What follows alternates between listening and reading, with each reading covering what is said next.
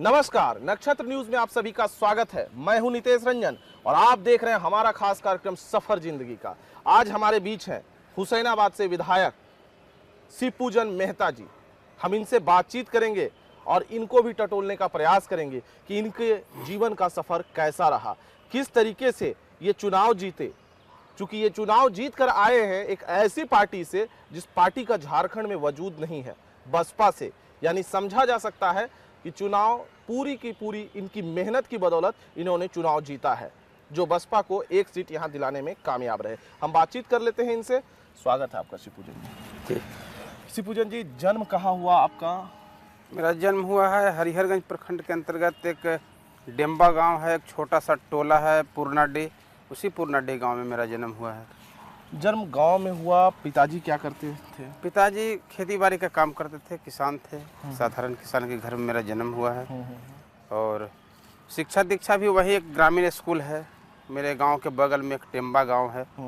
और वहीं एक मठ था, मठ में ही हम लोगों को विद्यालय चलता था और पीपल के पेड़ के नीचे हम लोग बैठ के पढ़ा करते थे। स्कूल भवन अपना था नहीं जिससे। अच्छा, पीपल के पेड़ के नीचे। हाँ। कब तक पढ़ाई की वहाँ पर? तो 5 क्लास तक पढ़े हम। ठीक है, उसके बाद फिर हरिहरगंज राजकीय मध्य विद्यालय हरिहरगंज में हमारी पढ़ाई हुई। वो भी हमारे गांव से लगभग 3 किलोमीटर के दूरी पर है। कैसे जाते थे वहाँ? पैदल जाते थे। पैदल ही 3 किलोमीटर? हाँ, पैदल जाते थे। फिर आगे क्या? आगे फिर वहीं एक हाई स्कूल है, सीता उच्च विद्यालय, वहीं पढ़ाई हुई। उसका भी दूरी 3 किलोमीटर ही है मेरे गाँव। कहाँ तक अंतिम पढ़ाई आपने की? अंतिम पढ़ाई तो हम मैट्रिक पास करके इंटरमीडिएट किए औरंगाबाद राम लखन सिंह यादव कॉलेज से। अच्छा। वहीं से हम इंटर की पढ़ाई की और पढ़ाई बीच में ही छूट गया हमारा। छूटने की वजह कोई खास?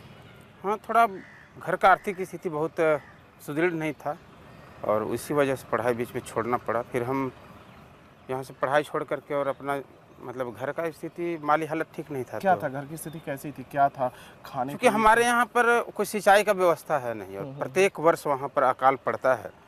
और अकाल के चपेट में प्रत्येक साल हमारे यहाँ पलामू में खास करके मेरा गांव जो है वहाँ पर किसी तरह का सिंचाई की सुविधा नहीं है। ज़मीन के अंदर पानी नहीं है, तो नदी से सिंचाई किया जाता है खेत में। तो उस समय मेरे यहाँ सिंचाई के नाम पर रहट जो देहात में देखे होंगे आप, बैल से चलाया जाता है और लाठ चलता था। तो यही 2 सिंचाई का मेरे यहाँ व्यवस्था था। और पानी पर्याप्त नहीं मिलने के कारण फसल भी जो है 2-3 फसल नहीं हो पाता था। तो अकाल पड़ जाता, खाने का भी दिक्कत था वहाँ। बहुत स्थिति एक बार तो हम देखे हैं कि लगातार 3 साल अकाल पड़ गया। तो हम लोगों के यहाँ बरसात के जब पहला पानी होता है तो सामा बुनते हैं लोग, मवेशी को भी चारे का उसमें व्यवस्था हो जाता है। और सामा को पीट करके उसमें कूटते हैं ढेंकी में, बहुत मुश्किल होता है कूटने में। और उससे जो भात बनाया जाता था तो सामा का खीर बहुत अच्छा होता है। लेकिन मजबूरी में हम लोग को सामा का भात भी खाना पड़ता था। और मकई के भात, माठा, घर में चूँकि मवेशी पाले जाते थे और मैंने मवेशी को भी वही खाना दिया जाता था। और आप मवेशी को जो जैसे सामा का जो नीचे वाला तना है ना, उसको पीट करके उसको खाने में दिया जाता था। और ऊपर जो सामा पैदा होता था जो अन्न के रूप में, उसको हम लोग खाते थे, यूज़ करते थे। आज भी सामा देहात में पैदा होता है, मेरे यहाँ आज भी होता है पैदा। तो वही हम लोगों का खाने का व्यवस्था था। और घर में कोई, मेरे गांव में ही कोई नौकरी नहीं करते थे, एकमात्र शिक्षक थे प्राथमिक विद्यालय में। पूरे गाँव में? पूरे गाँव में। बड़े आर्थिक संकट से जूझा आपने। तो फिर उसके बाद क्या हुआ जब पढ़ाई छोड़ी? तो हम दिल्ली चले गए। अच्छा, दिल्ली में? हाँ, तो दिल्ली में लगभग हम 1.5 साल तक रहे। क्या किया आपने वहाँ? एक पीटी शू बनता है ना, जो देखे होंगे आप, जो हम लोग खेलते हैं, तो पीटी शू बनाने वाला एक फैक्ट्री था, जूता का फैक्ट्री। हाँ। उसी में हम काम किए थे। वो मशीन जो अपर लगता है, देखे होंगे बीच में जूता जो पीटी शू पहनते हैं उसमें बाउंड्री लगता है, जैसे लाइनिंग टाइप का। तो लाइनिंग टाइप का बाउंड्री जो बनता है उसको अपर बोलते हैं, उसी को हम निकालते थे। मैंने मजदूर का काम किया? हाँ, मजदूर का काम किया। लेकिन वहाँ भी देखे कि मजदूर के ऊपर काफ़ी शोषण होता है। जो मजदूरों को उचित मजदूरी मिलना चाहिए वो मिलता नहीं था। उसके लेकर के भी वहाँ भी हमने संघर्ष किया। उस फैक्ट्री के जितने भी लेबर थे उसको यूनाइट करके हमने यूनियन में उस लड़ाई को यूनियन में डाल दिया। यूनियन के माध्यम से हम उस लड़ाई को लड़े। वहाँ से लौट कर जब आप आए तो यहाँ पर पिताजी ने क्या कहा कि यार लौट के चले आए हाँ, कैसे, बोले फिर कि घर का चले? स्थिति ठीक नहीं था, तुम काम करने गया था तो घर का स्थिति कुछ सुदृढ़ होता, तो घर की स्थिति अच्छा ना होने की वजह से घर में गुजारा नहीं होता था। भाई में 3 थे हम लोग, तो हमने शुरू किया वहीं से संघर्ष जब शुरू किया तो और मेरे ऊपर विपत्ति का पहाड़ टूट गया। और मेरे पिताजी को तो लगा कि जैसे ये पता नहीं कौन सा काम कर रहा है। लोगों के समझाने बुझाने के कारण हमको घर में डिवाइड भी कर दिया, अलग कर दिया हमको। अच्छा, आपको मैंने कहा कि तुम अकेले अब रहो। हाँ, क्योंकि लोग कहने लगे भाई देखिए वो तो घर में आपका काम करता नहीं है, और काम करने के नहीं वजह से आपका बदनामी भी होगा कि आपका बेटा जो है वो दूसरे के काम में मशगूल रहता है, पुलिस भी आपको ज्यादती करेगी। एक बार कुछ गरीब लोगों को गलत केस में फंसाया गया था। ये लगभग 1999 दिसंबर की घटना है। उस समय सरसोत के कुछ ग्रामीण लोगों को, कुछ महिलाओं को पुलिस के द्वारा बर्बरता के साथ पिटाई किया गया था। तो उसको लेकर के हमने आंदोलन किया था और थाने का घेराव किया था हरिहरगंज में। तो इस वजह से पुलिस एक झूठे मुकदमे में हमको फंसा दी। तो घर में लोगों को लगा कि भाई केस हो गया है, तो केस हो गया तो ये हमारा घर गिरा देगा पुलिस से, तो इस वजह से हमको डिवाइड कर दिए। आपकी शादी जो है वो कब हुई? 91 में हो शादी। कितना उम्र था आपका उस वक्त? 12-13 साल रहा, 13 साल उम्र रहा होगा। मतलब बाल विवाह? हाँ, बाल विवाह हुआ था, क्योंकि मेरे दादाजी थे ना, बड़ा शौक से हमको लालन पालन किए थे। और बुजुर्ग हो गए थे, उनके अंदर एक तमन्ना थी कि हम अपने ज़िंदगी में ही इसको शादी कर दें। तो गार्जियन का बात कोई उठाता नहीं था। लड़की 8-9 साल की थी?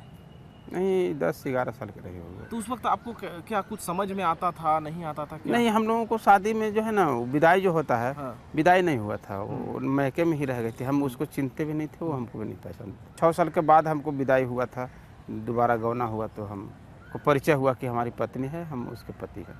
पत्नी कैसी मिली है? ठीक है, अब देहाती महिला है, घरेलू है, और देहात के ही हम आपके लोग। संघर्ष में तो उन्होंने साथ दिया? हम बहुत साथ दिया। हमारे पिताजी को भी बाद में ये एहसास हुआ कि नहीं, ये जो संघर्ष कर रहा है गरीबों के लिए कर रहा है, तो उन्होंने भी हमको साथ दिया। तो हमारे दादाजी का भी मेरे ऊपर आशीर्वाद रहा है। हालांकि दादाजी तो हमारे बचपन में ही, हम मैंने जब 9-10 क्लास में पढ़ते थे तो उस समय ही वो गुजर गए। लेकिन वो बहुत सामाजिक आदमी थे, गरीबों का दर्द समझते थे, और उन्हीं का जो है प्रेरणा हमारे अंदर आया, उन्हीं से हम प्रेरणा लिए। और मेरे गांव में अच्छा, एक बात बताइए, चुनाव लड़ने का मन कैसे आया? चुनाव लड़ना हम नहीं चाहते थे, हमको नहीं लगता था कि चुनाव हमको लड़ना है। लेकिन एक बार हम अपने क्षेत्र के समस्या को लेकर के वहाँ के तत्कालीन जो MLA थे, जो राज्य सरकार में मंत्री भी थे बिहार सरकार में, अवधेश कुमार सिंह, तो मेरे यहाँ सब्जी विक्रेताओं का समस्या था, उसको लेकर के हम गए थे। उन्होंने इस बात को अनसुना कर दिया था। तो हम आकर के लोगों के बीच में बोले थे। दिसंबर में हम एक कार्यक्रम कराए थे बृहद पैमाने पर, जो किसान हैं उनका एक समस्या को लेकर के हम आंदोलन किए थे। काफ़ी भीड़ थी उसमें, उस आंदोलन का मेरे पास रिकॉर्डिंग भी होगा। तो वो इनकार कर दे, तो उस समय ही हमने दिमाग में इस बात को सोचा कि भाई इनके आवाज़ को विधानसभा तक कैसे पहुंचाया जाए। तो हमने उस समय लगातार संघर्ष करना शुरू कर दिया। और 2005 में हमको पहली बार जब टिकट मिला तो मेरे पास पैसे नहीं थे। रांची आने के लिए हम बस से टिकट लेने आए थे रांची। तो टिकट तो मिला, पर बहुजन समाज पार्टी का टिकट लेकर के और चुनाव लड़ना बड़ा मुश्किल काम है झारखंड प्रदेश में। लेकिन लोगों ने अपना साहस का परिचय दिया। और आप सोच लीजिए कि जो रिक्शा चलाने वाला है, जो मजदूरी करने वाला है, हम उसका कृतज्ञ हैं कि वो भी बेचारा 10 रुपये 5 रुपये चंदा करके हमको चुनाव लड़ाए। हम काफ़ी इमोशनल हो जाते हैं उनकी बात को जब हम सोचते हैं, और अपने ज़िंदगी में हम जब उनको जोड़ते हैं तो हमको लगता है कि इनका बहुत बड़ा श्रेय रहा है। और लोग तो विधायक बनने के बाद बदलते हैं, लेकिन मेरे अंदर एक हमेशा ये भावना है कि हम उनके लिए काम करें, उनके बातों को हम सुने, उनके समस्याओं को हम विधानसभा तक रखें। हम हमेशा प्रयास करते रहते हैं। लेकिन हमको लगता है कि लोकतंत्र के माध्यम से भी लोगों के समस्या को सही तरीके से निदान नहीं किया जा सकता है। मेरे अंदर से भी लोकतंत्र के प्रति जो है घृणा का भाव पैदा होते जा रहा है। अभी हम विधानसभा का उदाहरण हम दे रहे हैं जितने भी तरह की समस्या आती है विधानसभा में उसको गंभीरता से विधानसभा में लिया नहीं जाता है। जितने भी अधिकारी हैं, आप सोच ले, नेताओं को बदनाम किया जाता है। नेता तो भ्रष्ट हैं ही, लेकिन साथ साथ अधिकारी जो है भ्रष्ट से भी ऊपर चढ़ करके लोग भ्रष्टाचार कर रहे हैं। कई भ्रष्टाचार अधिकारियों का जो है विधानसभा में आप सुने भी होंगे कि सवाल आया, उनका घोटाला उजागर हुआ, लेकिन सरकार आज तक कार्रवाई करने से एकदम बिल्कुल कन्नी काट रही है। तो इससे हमारे अंदर ये भावना पैदा हो रहा है कि इस रास्ते से लोगों का अगर भला नहीं होगा तो मजबूरी में वो हथियार उठाएगा और एक समय हो सकता है। ऐसे में एक विधायक फिर क्या करेगा? अगर विधायक की बातें नहीं सुनी जाएगी तो अब आपके पास क्या विकल्प बचा? हमारी अगर बात नहीं सुनी जाएगी तो हम उसके लिए आंदोलन करेंगे विधानसभा में। हमने प्रण किया है कि हमारी अगर आवाज़ नहीं सुनी जाएगी तो हम एक एमएलए होने के नाते, एक जनप्रतिनिधि होने के नाते हम संघर्ष करेंगे उस इशू पर। और मेरे अंदर संघर्ष करने का जज्बा है, हम उसके माध्यम से हासिल करेंगे। और उससे भी नहीं होगा तो फिर अंतिम रास्ता तो आप देख ही रहे हैं कि लोग बात नहीं सुनने के बाद जंगल का रास्ता अख्तियार करते हैं। आज उग्रवादी जो भी बना है उसके अंदर एक वेदना है, उसके अंदर एक दर्द है। तो आप उग्रवादी बनकर संभाल पाएंगे फिर चीज़ों को? क्या करेंगे जब यहाँ नहीं सुना जाएगा? अब लोग सुनेंगे ही नहीं तो उसके अलावा तो कोई विकल्प है नहीं मेरे पास। और हम ये बात बिल्कुल सही तरीके से कह रहे हैं कि विधानसभा में लोगों का जो समस्या का समाधान होना चाहिए हो नहीं पा रहा है। आप सोच लीजिए जितना क्वेश्चन आया है उसका किसी का भी उत्तर संतोषजनक नहीं आता है। अभी रोकेंगे एक छोटे से ब्रेक के लिए। आपने सुना, एक दिहाड़ी मजदूर बना विधायक और अब इन्हें लोकतंत्र पर से भी भरोसा उठ रहा है और कह रहे हैं यदि चीजें नहीं संभली तो फिर जंगल का रास्ता इख्तियार करेंगे, उठाएंगे हथियार, लेकिन लोगों के लिए करेंगे संघर्ष। हम नहीं चाहते हैं कि ये हथियार उठाएं, हम ये जरूर चाहते हैं कि सरकार गंभीर हो, इनकी बातों को सुना जाए और चीज़ों को जितना ये ग्रामीणों के लिए करना चाहते हैं वो जरूर हो। अभी रुकते हैं एक छोटे से ब्रेक के लिए, इनके परिवार के लोगों से बातचीत करेंगे और उनसे भी टटोलेंगे कि इनका व्यवहार कैसा रहता है।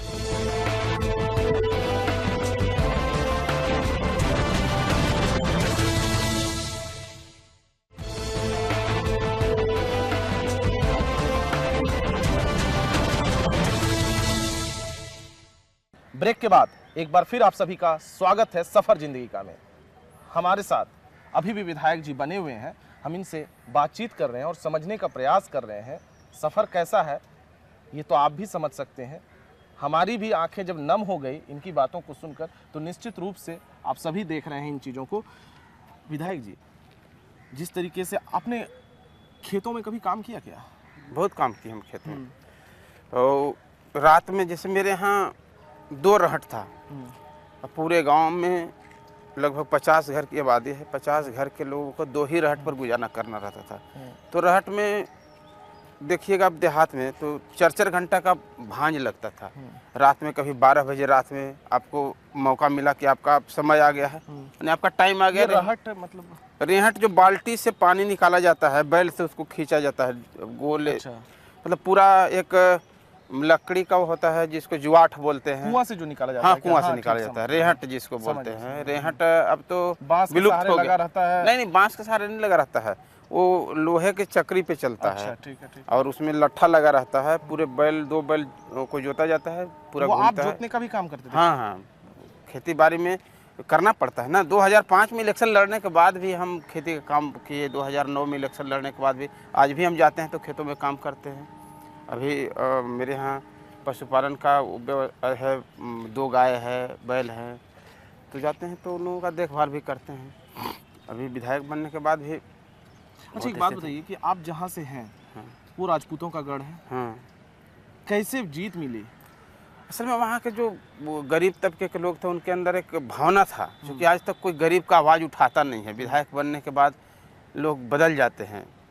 देखेंगे कि आपके पास कोई मिलने आया तो पूर्जी लगवा करके लोग मिलते हैं, लेकिन हम गरीबी को बहुत नज़दीक से देखे हैं। और एक गरीबी का अंतिम पराकाष्ठा, मैं तो मजदूरी भी किया, और मजदूरी वहाँ जो लेबर का काम करता है, जो दिहाड़ी मजदूरी जिसको बोलते हैं, मजदूरी हमने कोई फैक्ट्री में सर्विस करके उसको मजदूर में नहीं आप गिने, आप एकदम मजदूरी जो हम करते हैं, लेबर जो रेजा लेबर कूली का काम किया जाता है, कूली का काम मैंने किया।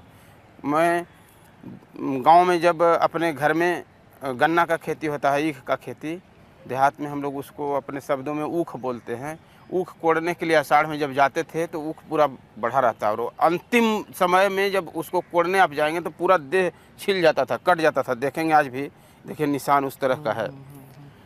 और मेरे हाथ में आज भी देखिएगा कि जब आप कुदाल चलाते हैं तो पूरा हाथ में वो ठेला जाता है। तो ये सब काम हम किए हैं और आज भी करते हैं। खेती बाड़ी करना मेरा मुख्य काम है। आपकी पिटाई भी हुई? हाँ, एक बार हमला हुआ था मेरे ऊपर, जब कमलेश सिंह चुनाव जीत गए, मंत्री बन गए, तो उनके कुछ गुंडे लोग थे, तो उनको लगा कि भाई हम गलत काम पर हमेशा मतलब हस्तक्षेप करते थे, और उनके जो लोग थे उनको गलत काम ही कराना था।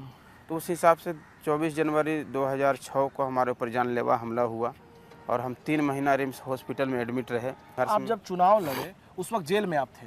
हाँ, जेल में थे। किस मामले में जेल में? बिजली, हुसैनाबाद में बिजली के सवाल पर मैंने आंदोलन किया था। 9 दिन तक आमरण अनशन हम किए थे।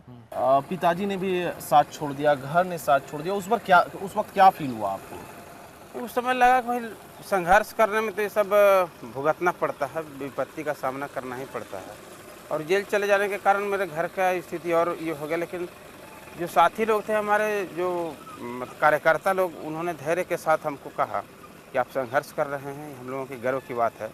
और उन लोगों ने ही हमको 2 महीने 23 दिन के बाद जेल से निकाला था।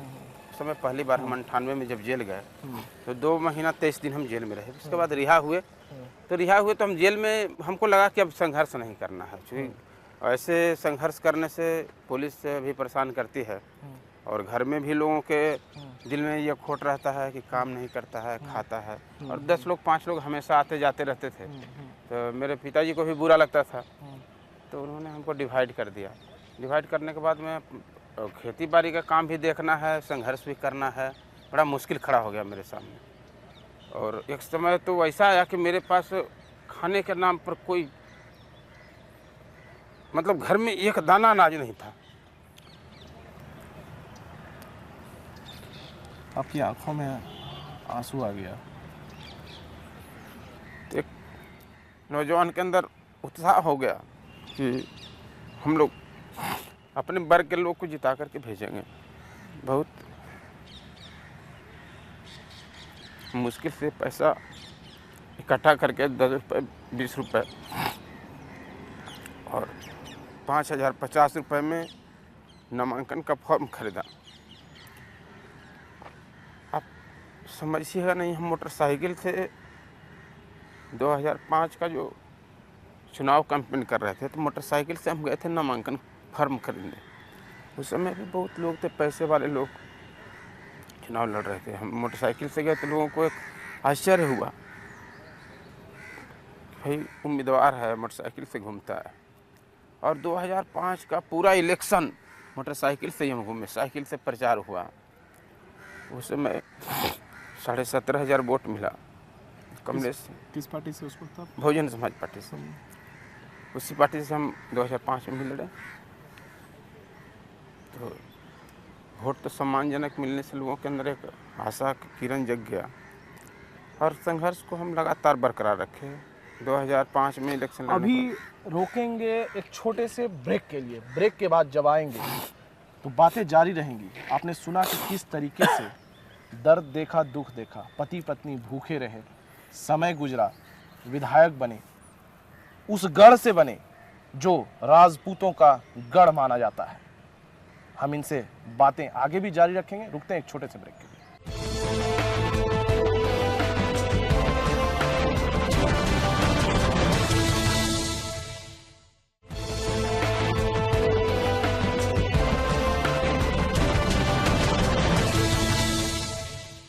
ब्रेक के बाद एक बार फिर आप सभी का स्वागत है सफर जिंदगी का में। हमारे साथ आप शिवपूजन जी की पत्नी भी हैं। हम इनसे भी जानने का प्रयास करेंगे कि किस तरीके का दौर गुजरा, कितनी मुसीबतों का सामना किया। इन तमाम चीज़ों पर बातचीत करेंगे। इनको सबसे पहले बताइए कि खाने में क्या अच्छा लगता है? इनको खाने में तो सर को मीट मछली नहीं खाते हैं और रोटी सब खाते हैं ज़्यादा, खिचड़ी खाते हैं, चावल खाते हैं, और तो ये सब जो सिंपल खाना होता है वो भी खाते हैं और कुछ नहीं खाते हैं। ये बताइए कि जब आप लोग रहती थी साथ में, उस वक्त जो है 4-4 दिन 5-5 दिन भूखे रहना पड़ता था, जैसा विधायक जी ने बताया। क्या फील होता था उस वक्त? हम लोग का तो सर इतना कष्ट होता था कि न खाने का ठीक रहता था, न पीने का ठीक रहता था, न सोने का ठीक रहता था। इसी दूसरे लोगों को देखकर ही अपना दिन गुजारते थे कि कुछ नहीं, भगवान ही हम लोग का फल देंगे। और क्या मैंने कैसे रहती थी उस वक्त? कष्ट में रहते थे सर, और कैसे रहते थे, बहुत कष्ट होता था खाने पीने रहने। खाना नहीं, जब खाना नहीं मिलता होगा तो लगता नहीं होगा कि कैसे व्यक्ति से शादी हो गई? लगता नहीं था सर। और अच्छा, इनका कितना सहयोग मिल पाता है आपको? हमारे बहुत सहयोग मिलता था। बहुत सहयोग मिलता है। बहुत मिलता था। किस तरीके से आपसी सामंजस्य दोनों बैठा पाते हैं आप लोग? देखिए, कभी कभी तो चूँकि अभाव की ज़िंदगी में तो कष्ट होता ही है ना, तो बहुत समय ऐसा आता था कि जब एक दूसरे को भी हम लोग सोचते थे कि कितना हम लोगों के ऊपर विपत्ति है, तो एक दूसरे को भी कभी कभी दोषी ठहराने लगते थे। भाई ये बोलते कि आपकी वजह से होता है, आप काम करते खेतों में अपना, तो हम लोग का ज़िंदगी मज़े से कटता। पता नहीं अब संघर्ष दूसरे के लिए क्यों करते हैं। आज लगता है कि कल जितना कष्ट था आज खुश हैं आप लोग? अब जी सर। उम्मीद थी कि विधायक बनेंगे? सर उम्मीद था कि संघर्ष करने के बाद 8-10 दिन भी भूखे प्यासे पड़ रहते थे, तो संघर्ष करने के बाद तो आश्रय रहता था कि बनेंगे। मैंने मन में कुछ होता था? होता था सर। ये तो मैट्रिक पास भी नहीं है। आपने पढ़ाई नहीं किया? नहीं, 8-9 क्लास पढ़ा है। 8 क्लास की। नहीं, लेकिन आप बातचीत अच्छा कर लेती हैं आप। अब कहीं कोई परेशानी? परेशानी तो देखिए, बहुत लोगों को देखना है ना, अपना घर थोड़ी है, उसके अलावा भी तो बहुत ऐसे लोग हैं जिनके इलाज के लिए पैसे नहीं हैं, जिनके शादी में पैसे नहीं आ रहे हैं, जो खाने का बहुत मुश्किल से इंतज़ाम कर रहा है, तो उन लोगों को भी देखना पड़ता है ना। विधायक हैं तो अपने केवल घर को अगर हम देखें तो हमको नहीं लगता है कि हमारे लिए सार्थक होगा। इसलिए हम वैसे लोगों को भी अपने संज्ञान में रखते हैं जो हमारे लिए आज मर मिट करके और इस मुकाम तक हमको लाया है। तो ये मुकाम मैं अकेले हासिल नहीं किया हूँ, इसलिए सबका हक बनता है कि सबको देखते हुए अपने घर को देखें। मेरा बेटा तो अभी आरोप लगाता है कि आप विधायक हैं और इतना कंजूसी करते हैं। बोले कि बेटा पैसा बहुत। आपका बच्चा प्राइवेट स्कूल में पढ़ता है कि सरकारी? नहीं, मेरा बच्चा अभी तो सब सरकारी स्कूल में पढ़ता है। एक बेटा मेरा यहीं पे पढ़ता था रांची में 4 साल पहले से ही, तो उसमें भी एक हमारे मित्र हैं जिनका एक विद्यालय है ऑक्सफोर्ड पब्लिक स्कूल, तो उन्हीं के सहयोग से उन्हीं के यहाँ वो रहता था हॉस्टल में, और वही उसका खर्च वहन करते थे। उसमें हमको मित्र ही वो करते थे? हाँ, वही करते थे। चूँकि एक ही बेटा था तो मेरे घर गए थे तो उनको लगा कि भाई एक बेटा है और ये भी अगर नहीं पढ़ सका, तो इसलिए वो कहे थे कि यहीं पर दे दो, हम इसको पढ़ाएंगे। आपकी आंखों में फिर आंसू आ गया?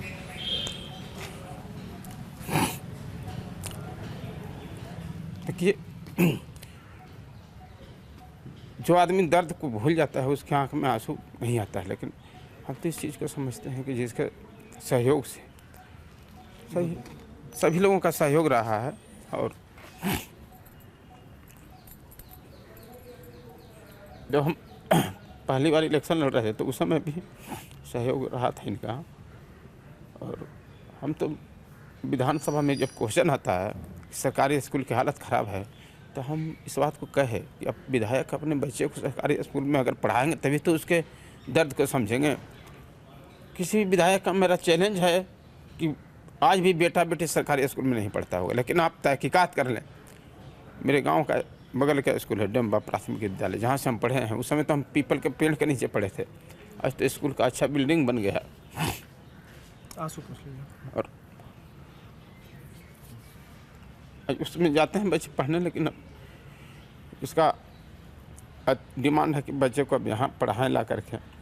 देखते हैं इस वर्ष एडमिशन अगर करा पाएंगे, क्योंकि यहाँ भी रखने में तो परेशानी अब नहीं है, लेकिन परेशानी न रहते हुए भी हमको सोचना है अपने लिए भी, दूसरे लोगों के लिए भी जिनका आशीर्वाद हमको मिला है।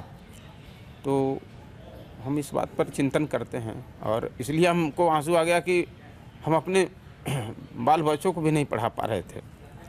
तो मित्र लोगों का सहयोग मिला, उनका आज आशीर्वाद है कि कम से कम यहाँ पढ़ सका। नक्षत्र न्यूज़ के माध्यम से क्या मैसेज देंगे लोग राज्य की जनता को? देखिए, अभी तो लोगों के अंदर एक भावना पैदा हो गया है कि गरीब लोग प्रतिनिधित्व नहीं करते हैं, गरीब लोगों का मौका नहीं मिलता है। लेकिन हम तो इस बात को ज़रूर कहेंगे कि संघर्ष के बल पे किसी चीज़ को हासिल किया जा सकता है। बहुत धन्यवाद आपका इस कार्यक्रम में सहयोग देने के लिए। हमने अभी बातचीत की विधायक जी से और जिस अंदाज में इन्होंने अपनी बातों को रखा, आपने देखा कि किस तरीके से संघर्ष किया। साफ तौर से इन्होंने एक मैसेज दिया, संघर्ष ही सफलता की कुंजी है। अगले दिन किसी और खास मेहमान के साथ किसी खास जगह मिलेंगे। आज दीजिए हमें इजाज़त।